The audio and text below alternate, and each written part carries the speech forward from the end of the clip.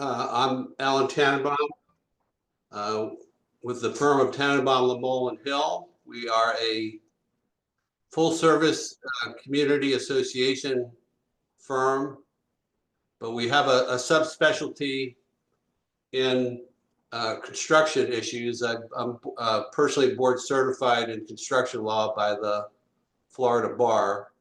So we spend a lot of time supporting our groups in all their general counsel work, but we also uh, assist groups around the state on construction-related issues. And the subject of construction liens is near and dear to me because we are dealing with several workouts right now on behalf of groups, a lot of which have been heightened by restoration work and restoration contracts that are going on. For today's session, you're just going to hear from me.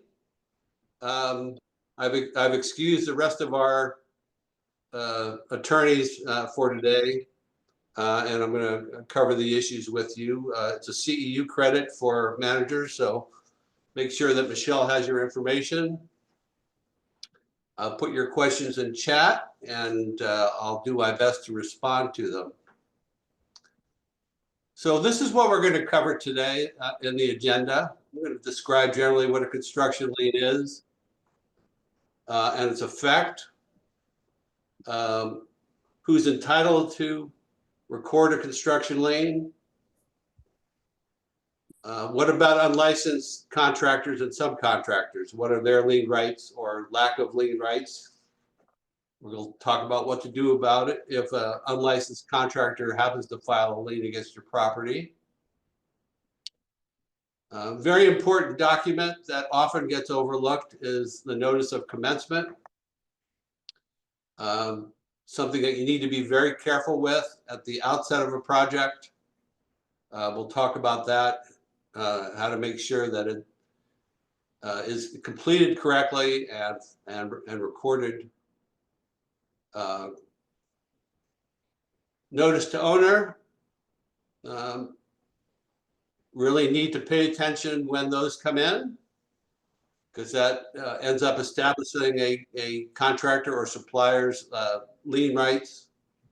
So if you ever are in a project and something's mailed to you, it says notice to owner, don't ignore it. It's important. We'll talk about the notice to owner. There's a vast confusion in Florida for both condos and HOAs as to what property is actually subject to a lien. Florida legislature doesn't appear to have accommodated for it correctly. We'll talk about that. Contractors certainly don't understand it. So when we have liens coming in, there's all kinds of variations on the theme of what is actually being liened, what property is actually being burdened.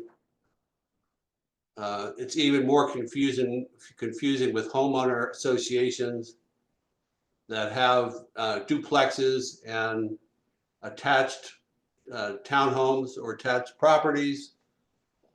Again, neither the legislature has figured that one out, and contractors certainly are confused, which has caused a lot of title issues.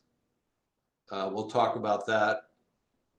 We'll talk about what to do if, in fact, your property gets liened. And hopefully we'll have time for some questions and answers. So if you would go to the next slide, please. All right, what is a construction lien? A construction lien is there's a statutory form. If you go to chapter 713, it's a form that shows either a subcontractor or supplier or your prime contractor, the form that they need to use and complete in order to have a valid lien. If you ever get hit with a lien, you can go to chapter 713, and one of the first questions is it in the form that's required by statute under chapter 713? Once it's notarized, the contractor or subcontractor or material supplier records it in the public record of the county in which the property sits. And at that point, depending again what the legal description that's been liened, is now a burden on the property. If an owner, you know, in either an HOA or a condo, goes to sell their unit or refinance, title search is done. If again the lien was properly recorded, the lien can pop up in the title search and at that time block the sale or the refinance. The lien's valid for a year from the time of recording. We'll talk later about a procedure that you can reduce that time by contesting the lien. But if you don't contest it, that lien sits on the property for a year. And the impact of the lien, besides during that year period, potentially blocking a sale or a refinance, if it's not dealt with, the contractor can foreclose on that, or the supplier can foreclose on the lien, which is a lawsuit that's filed. Unlike other states, in Florida, it's not a quick process. There's no summary procedure for it. So it's actually a lawsuit has to be filed by the contractor or the supplier. You have an opportunity to answer that complaint. You can challenge the lien. Could be somewhat of a lengthy process, a year to a year and a half. But the end result of it, if it's not dealt with and the court recognizes the lien as valid, is the contractor supplier can put the property up for sale in order to satisfy their lien. A little bit complicated for condos and HOAs, but that's the eventual risk of having a lien on your property, construction lien. Next slide, please. So the who can record a construction lien? Certainly your prime contractor, the party that you have the contract with, they have lien rights. Their subcontractors have lien rights. Even the subcontractors. So if you hire a contractor and they bring in a plumbing subcontractor, and that plumbing subcontracts part of their contract to another. At all three levels, those contractors have the ability to record a construction lien.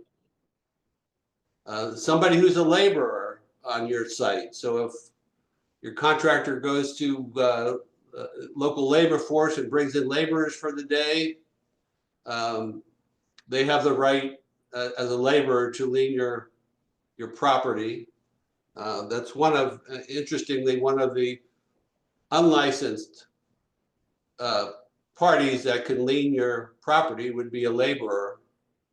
You will see later that otherwise licensing is required, but not for a laborer. Now, most laborers would not have the means to figure out how to file a construction lien, but it does happen. Material suppliers. So you're starting a major re-roofing project. 60 or 70% of the cost can be in materials. And most material suppliers who are supplying a significant amount of materials to a job will have the sophistication to perfect their lien rights and lien your, at least set up a lien on your property, which can end up causing major issues if they're not paid. So they do have lien rights. manufacturer doesn't necessarily have lien rights, but the supplier, the party that actually delivers the material used on your job to the contractor, does have the potential for lien rights. And then your design professional, they have lien rights. They're not required to go through some of the processes, so you have to be aware of them and make sure that, you know, in the end they're taken care of to avoid a lien by any of your design professionals. So if you go to the next slide, please.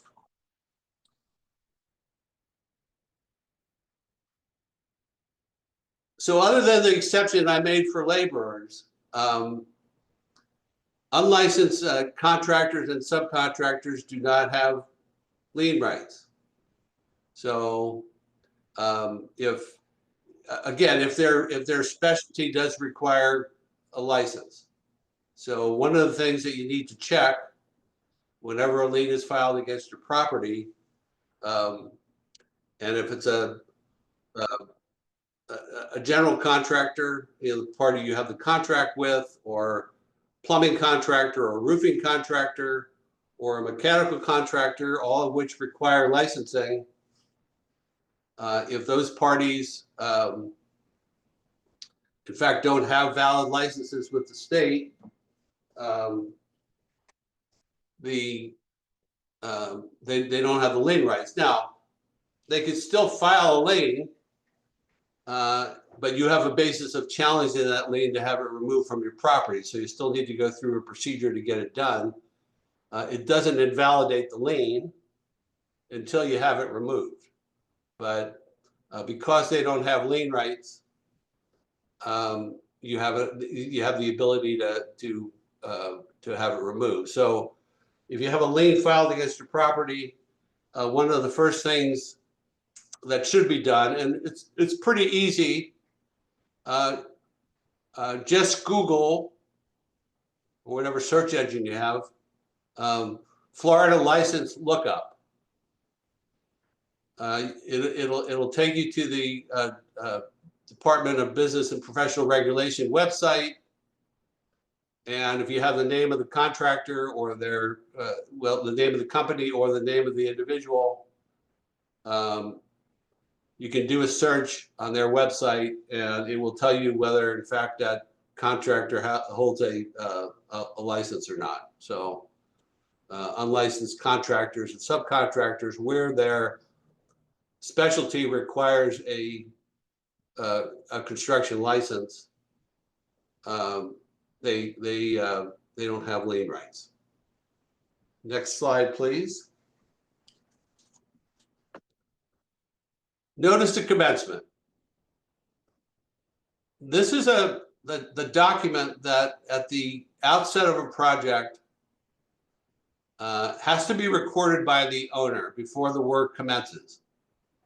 In fact, most building departments, and in fact statutorily a building department should reject a building permit unless there's been a notice of commencement filed and actually recorded by the owner. And the purpose of a notice of commencement, it's to provide notification to potential lienors who are not in privity, you have no contract with, so it's subcontractors, subcontractors and suppliers. It tells them where they need to deliver their notices to owner, which allows them to then perfect their lien rights. One of the things that we've seen is contractors know that this notice of commencement is necessary in order for them to get their permit, so they fill it out and hand it to your president to sign.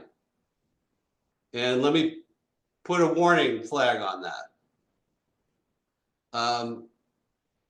Contractors normally don't fill it out properly. So what are the potential problems? Number one, they may not get the owner right. That's an issue.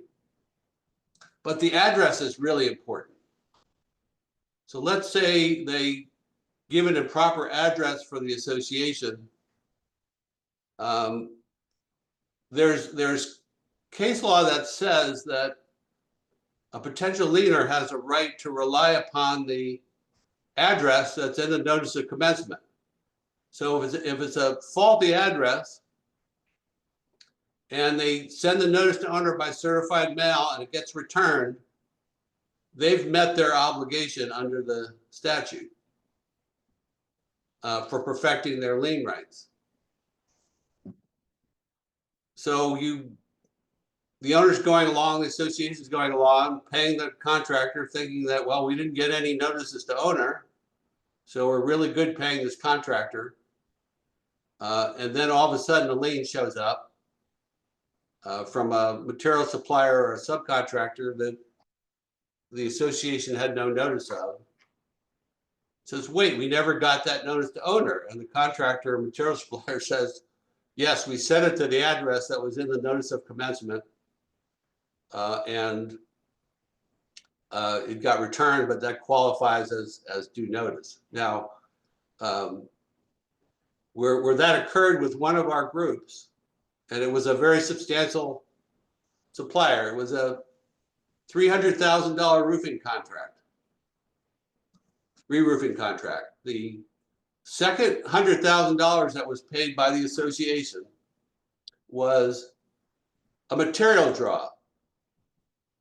So the materials were delivered to the site. The roofing contractor made their material draw. Association paid the second $100,000. Never received the notice to owner from the material supplier. Material supplier was never paid, and the lien shows up. What the contractor had done was they put the address of one of the buildings of the condo, and without any unit number, without any office number, post office shows up, goes to the address. There's nowhere to deliver it to. There's no office there. There's no units to deliver it to, and the certified mail gets refused, sent back. But the material supplier sent it to the address that was in that notice of commencement. So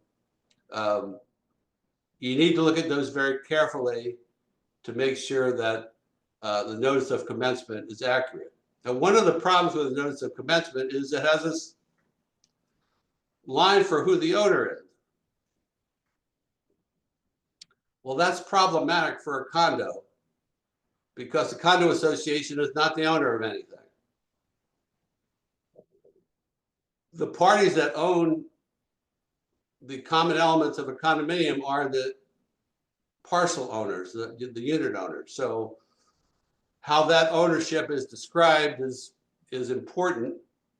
And just merely putting the name of the association may end up causing some issues down the road. Homeowners associations are create a lot of confusion because, and I'm talking about, where you have connected townhomes or duplexes, and a contractor may be working on only a few of the buildings, and they don't know who the owner is or how to lien it. In a connected townhome situation or a duplex situation where it's a homeowners association, the homeowners association does not own the duplex. The homeowners association does not own the connected townhome. They're owned by the particular parcel owners of in the duplex or the connected townhome, which again causes all kinds of problems, as we'll get into a little bit later. But just understand that the legislature has not dealt appropriately with lien rights relative to connected townhomes and duplexes that are under a homeowner association regime, which has caused a lot of problems. So get that notice of commencement right. Make sure that the owner is listed appropriately, and the address is really important. And make sure, obviously, that it's recorded. Next slide, please. Okay, the all-important notice to owner. Not an important document relative to the prime contractor. Prime contractor does not need to provide you with a notice to owner. So the party that you're contracting with, it could be a general contractor, it could be a roofing contractor. The party who has a direct contract, they're not required to provide a notice to owner. Notice to owner applies to subcontractors, subcontractors, and material suppliers. They're required to provide the owner, if they want to perfect their lien rights, with this document called Notice to Owner. Again, under Chapter 713, there's a particular form that they need to fill out to meet the conditions of the statute. Design professionals and laborers are not required to do a Notice to Owner. Timing is really important. So this Notice to Owner must be served within 45 days of the subcontractor, subcontractor, or the material supplier either initiating their work at the project or supplying the materials. So that when you actually, if you actually get a lien from one of these parties, one of the things to check is the lien's got to tell you when they serve this Notice to Owner. And we see liens by subcontractors, material suppliers, where right on the face of the lien, they show that they didn't serve their Notice to Owner within 45 days of initiating their work. So in the lien, they have to say when the Notice to Owner was served, when they initiated work on the project. And if you calculate those two and it's greater than 45 days, that's a basis of challenging that lien. So that's when you get a lien, subcontractor, subcontractor, or material supplier, something that needs to be checked is whether they've met that 45-day obligation. Now, if they have delivered that Notice to Owner to you in a timely fashion, that act on their part is what perfects their lien rights. So, you're in the middle of a project or at the beginning of a project and you start getting these notices to owner. That's a notice to you that this contractor, subcontractor, subcontractor, material supplier has lien rights, and they're letting you know about them. Now, I've always taken the position for owners, and it's a matter of the politeness that my mother taught me when I was a child, that when somebody sends me a letter, I acknowledge that I've received it. It's only common courtesy. So I recommend to owners and associations that when you are served with this Notice to Owner, contact them. Say, we've received your Notice to Owner, and it's really important to us that you get paid so that you don't file a lien against our property. So we would like you to notify us if you have any payment problems on this job, so that we can make sure that it doesn't evolve to the point of you filing recording a lien against our property. And I've seen contractors, the prime contractors, say, how dare you, contact my subcontractor or my material supplier. And I've told contractors or their lawyers that Well, they contacted us first by giving us this notice to owner, and we want to be sure that that there's no detrimental impact on our property. So I definitely recommend, as a matter of course, that you be proactive and have a conversation with them throughout the project to make sure that it's not evolving to the point of a lien. So if you would go to the next slide, please.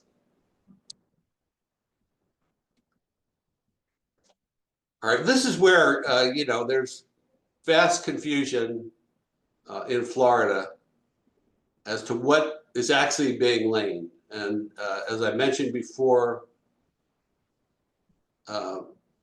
with a condominium association,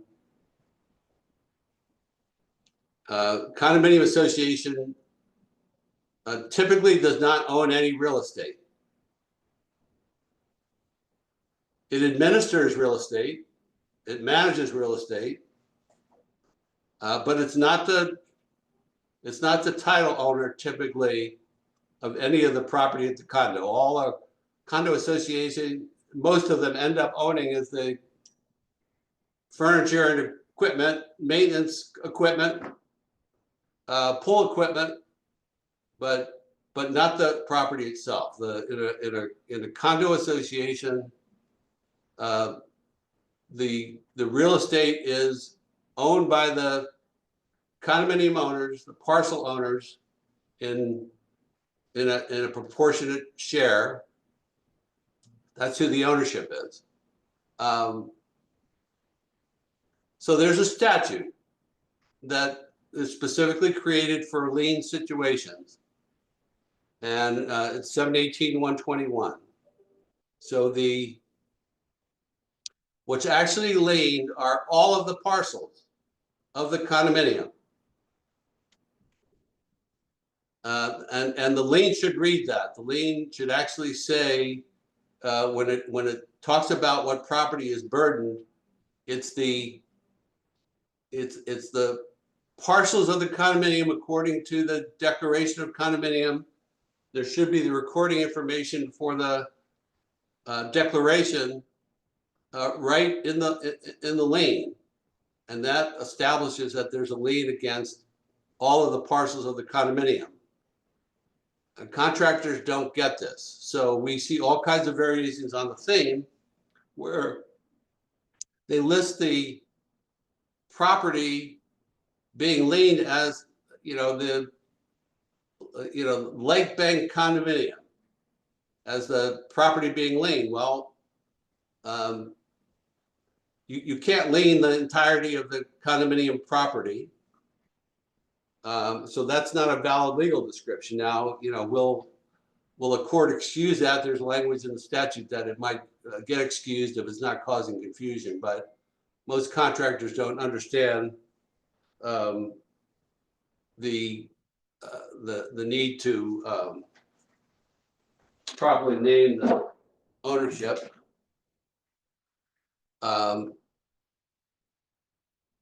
So there's a particular statute for that. The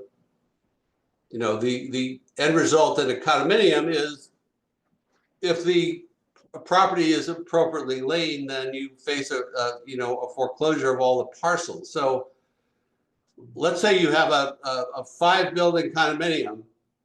You have a roofing contractor who's only re-roofing 1 building, and they properly lien the condominium parcels.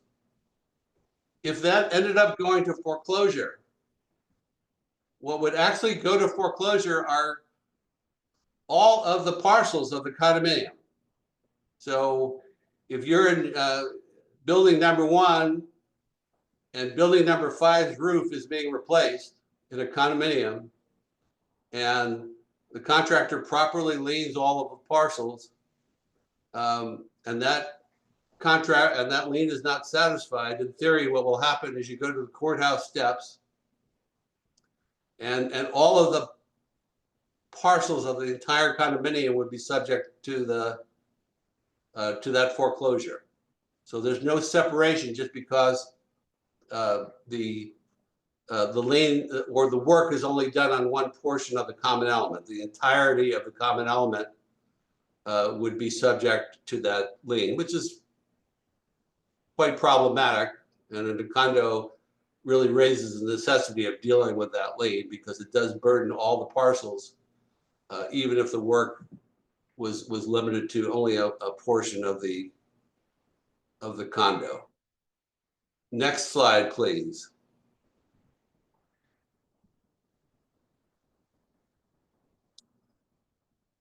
It was really good of the legislature to have a special section of the Condominium Act dealing with the appropriate way to lien for work performed at a Florida condominium.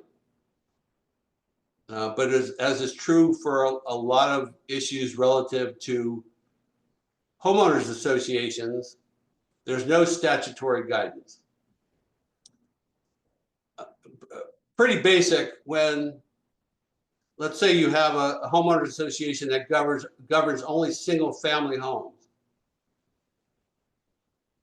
Each of the lots, the home lots, will typically be owned by the lot owner.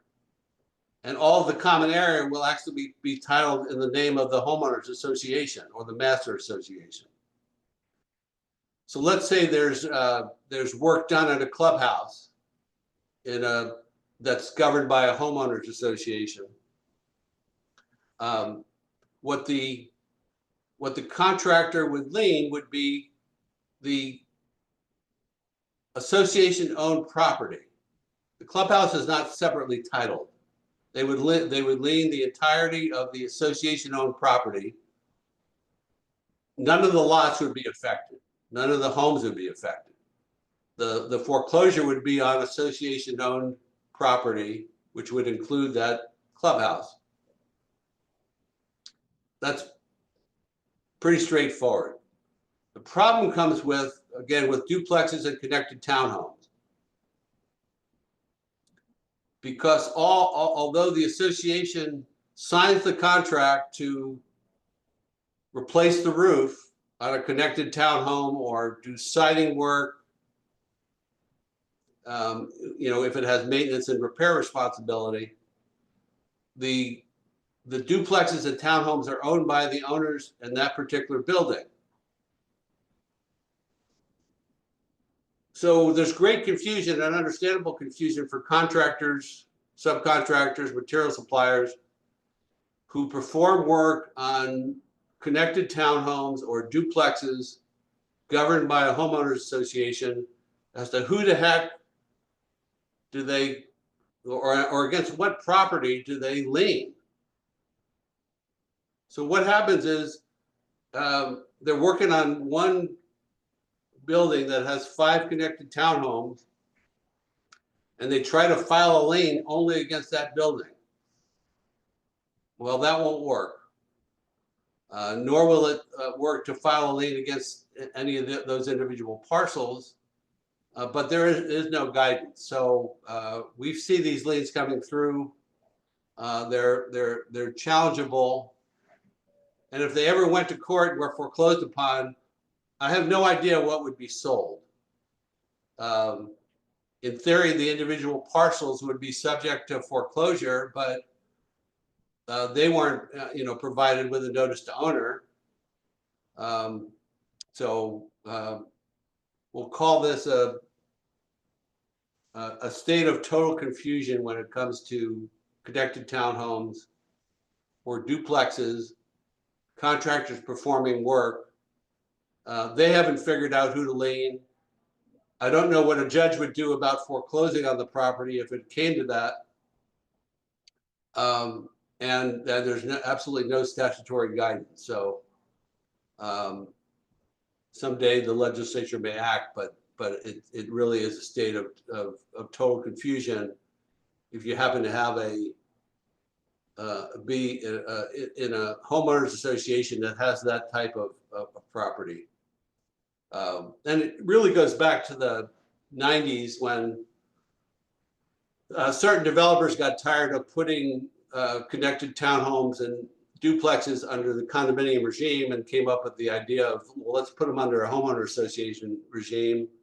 It didn't make sense from many instances. And one of the problems is how to apply the construction lien law when you develop the property that has that type of product within a homeowners association. So it will take time for all that to be figured out. Next slide, please.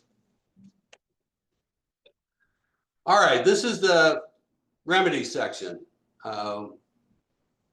What to do if your property is lien. Number one, I talked about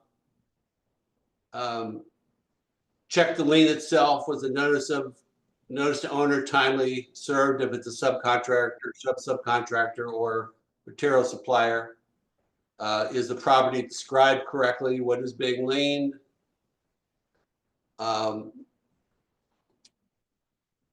So there may be challenges based upon that. Now, I said before that a lien is good for a year. If an improper lien has been filed against your property and you want to challenge it, there's a procedure. It's called the notice of contest of lien. You record that with the county clerk. Again, it's got to be in an appropriate form. And once that's served, it's actually served by the county on the lienor. The time period for them taking action on that lien is then reduced to 60 days instead of a year. So from a tactical standpoint, it can be a helpful task to perform. Now, the problem with it is the contractor or the material supplier or the subcontractor, they then go to their lawyer and say, what do I do about this? And the lawyer says, well, if you can't resolve the lien, now we have to file a lawsuit within 60 days. So one of the outcomes of doing a notice of contest of lien is that you may get that lawsuit filed earlier than it would have been, but you have the ability to challenge that. There's also a methodology for transferring that lien off the property, either through a surety or a cash bond. A lot of sureties don't want to deal with lien transfers on even certainly in tens of thousands of dollars, sometimes even in hundreds of thousands of dollars. It's tough to get a surety bond, but a surety bond will transfer that lien from the property, and now you're the surety and the bond is what the contractor goes after rather than the property. But you're usually going to pay at least 10% fee for the purchase of that bond. So if there's a $200,000 lien and you bond it off, you're basically paying that surety $20,000 to for that transfer and to be responsible for that bond if it's not if the owner doesn't pay for it. And cash bond, you can go to the circuit court and post a cash bond, which will remove the lien from the property. But usually the amount of the cash bond is about 125% of the amount of the lien.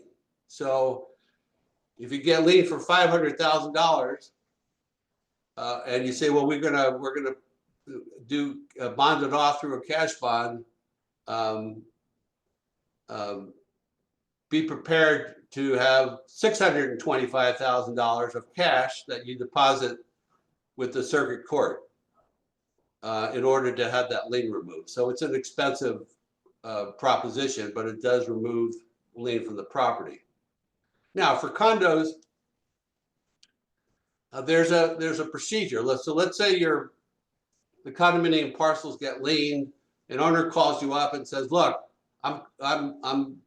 I have a sale next week, and and this lien just popped up, and the title agent is indicating to me, well, the lien's got to be cleared in order for the sale to go through or a refinance. There's a procedure under Chapter 718 when there's a lien against 2 or more condominium parcels.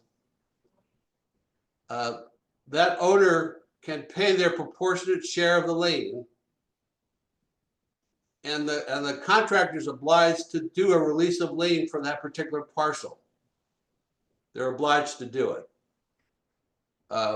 So, you know, let's say there's 100 units in a condominium, and the contractor files a $300,000 lien. If my math is correct,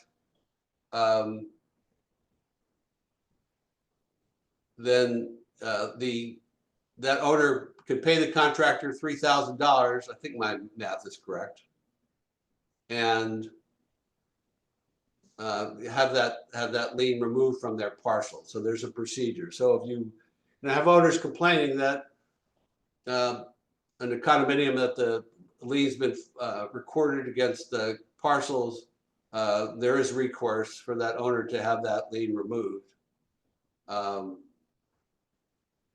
Again, I go back to the fact that homeowners association are the stepchild of under the Florida statutory scheme, because that procedure under 718.121.3 for condos, there's no applicable procedure in Chapter 720 for an individual parcel owner, let's say of a duplex or a connected townhome under an HOA regime, to have that lien removed from their parcel. So again, no relief from the legislature on that. Now, a very important right, which you need to be really paying attention to, is under Chapter 713. So you have a contract where you're paying the prime contractor, and all of a sudden you get hit with subcontractor liens or material supplier liens. We have one where it's it was a post-hurricane restoration project. Millions of dollars are at risk, and a subcontractor for the restoration company has filed liens against the condominium property exceeding $3 million. And the prime contractor comes to the association and says, well, we're going to do a draw, and you need to pay us the next draw. The draw is $1 million. So there's $3 million of subcontractor liens. The contractor wants a payment of $1 million. So there's a procedure under 713.06 to cover that. And what is required is you go back to the prime contractor and you say, you have to provide me with an affidavit indicating at this juncture, for these folks who have liened our property, how much they're actually owed. And let's say that contractor says, well, they're owed more than $1 million. Under 713.06, with the proper notice, you could pay that subcontractor that money. The subcontractor then has to do a partial satisfaction of lien to reduce their lien amount by the amount that they've been paid. So if during the progress of payment of the general contractor, any liens show up, you have relief under 713.06 for any interim payments being made to the contractor. And certainly at final payment, when the contractor makes you're prepared to make the final payment, you need to get from the contractor what's called the contractor's final affidavit. Contractor's final affidavit is a statement that an owner can rely on as to what's currently due any subcontractor or material supplier who has liened the property. And you can rely on that either by making direct payment to that party, or if the contractor says they're not owed any money, you can rely on that information. So the contractor's final affidavit, really an important document. And the statute allows you to make direct payment with proper notice to subcontractors and material suppliers who have liened your property. So really important in the payment process to pay close attention or get advice on what to do about payment in order to best resolve the liens filed against your property on 7/13/06. Now, the other things that 7/13 has, you can ask for records of any payment. The contractor, of course, can ask you questions, and sub can ask you questions. They have to be carefully responded to so you don't waive your position, but there are other rights under 7/13/06. And I'm going to look at some questions. All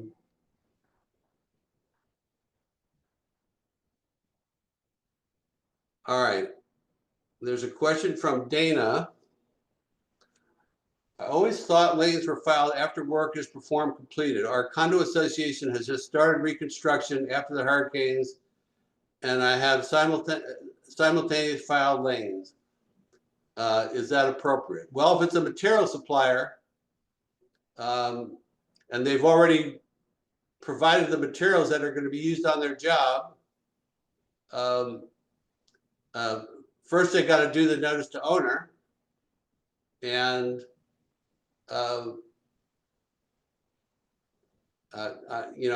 after they've done that, and if they haven't been paid for that material, they could pretty quickly file their liens.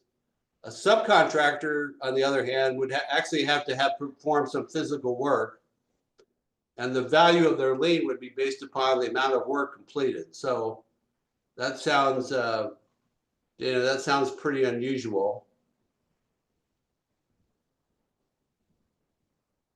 Is there a deadline to record a notice of contested lien? No, there is no deadline.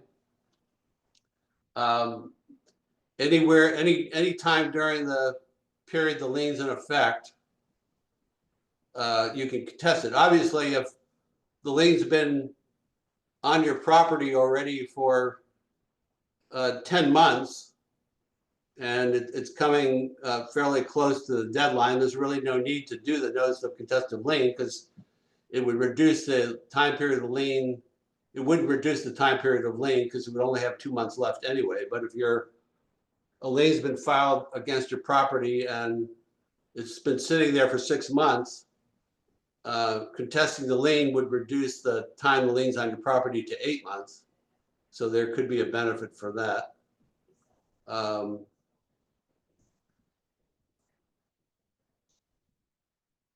As far as the particular impact of hurricanes,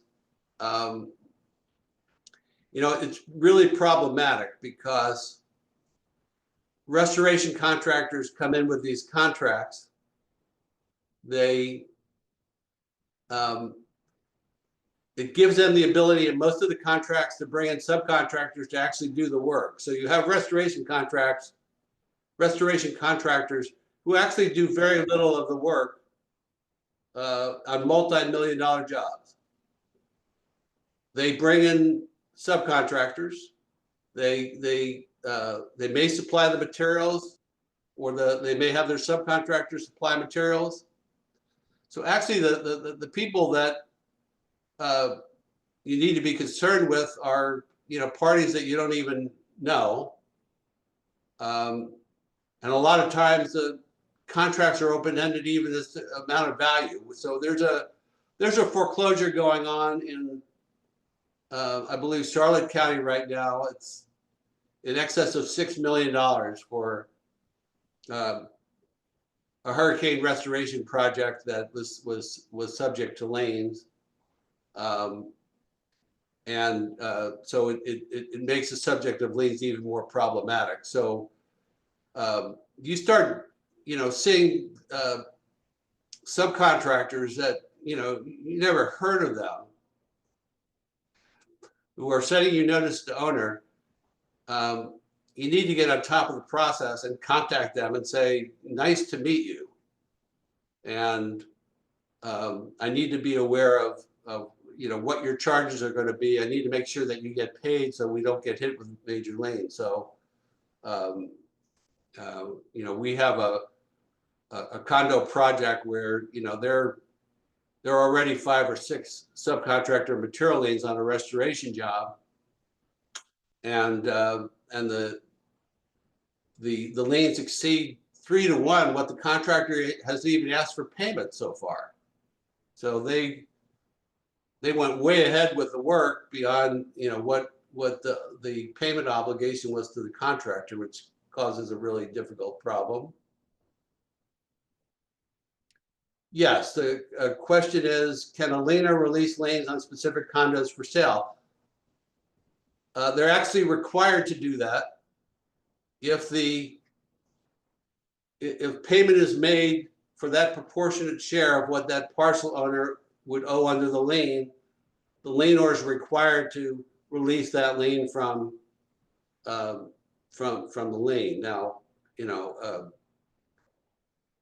saying they're obligated to do it and them doing it is another question. But you might actually have to go to court to force them. But the statute does obligate them to do that. May individual condo owners contest a lien for reconstruction of the entire condominium post-hurricane?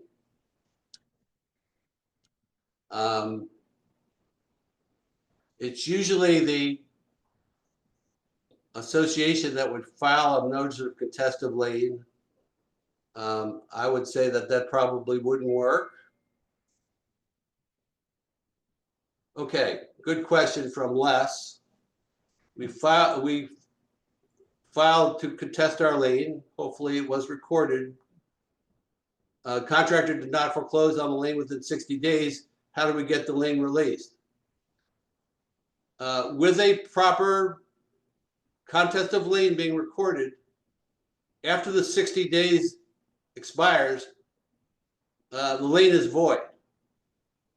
So in essence, if there was a title search done and the lien showed up in the title search, but the title examiner also then found a valid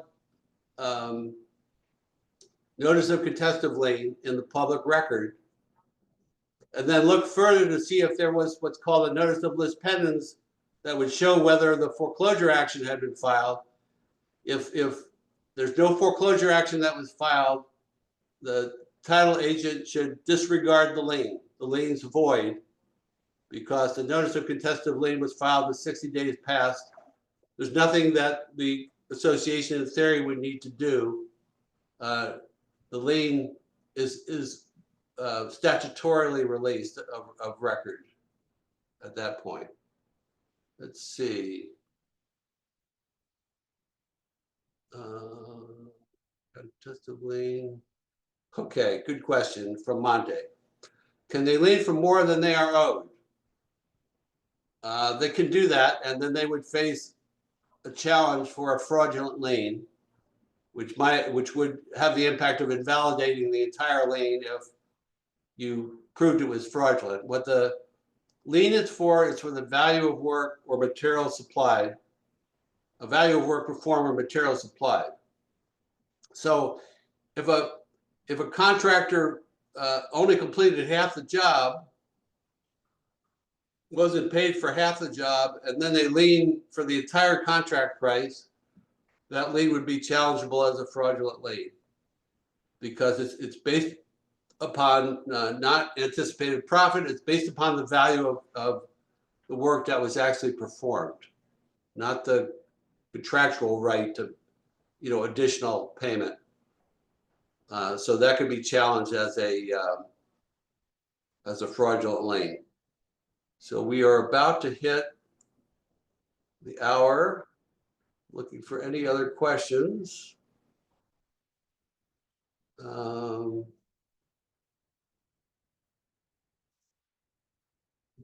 when that was owed. When are liens typically recorded? Well, they're typically recorded when contractor or subcontractor hasn't gotten paid on time, or material supplier hasn't gotten paid on time. And some of them have a practice of filing them, recording them pretty early. Some will wait. The lien itself has to be filed within 90 days of their last performing work or supplying materials to the site. So they do have a deadline of actually when the lien has to be filed, but it could be filed earlier than the 90 days. So they can't do work on your property, get done with their work, or supply the materials and a year later come back and lien your property, even with a valid notice to owner. They gotta, once they supply the materials or end up supplying the materials or perform work. That's why you see a lot of times the material supplier liens will show up first, because they have a clock running of 90 days from the time they supplied the last materials to the job of getting their lien filed. If you have a contractor, obviously they could wait until the end of the job if they're still performing work all the way through to record a lien for the entirety of the work that they perform. Well, I hope you know a little bit more about construction liens than you did before. Can send us along some additional questions if you'd like. We obviously do advise, since it's a complicated area, that it's a good opportunity to seek legal advice if you have questions, and we're certainly available for that purpose.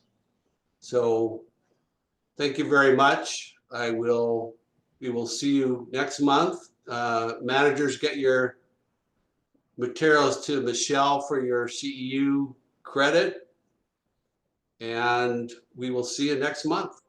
Thank you very much. Thank you, Alan. Thank you, Alan.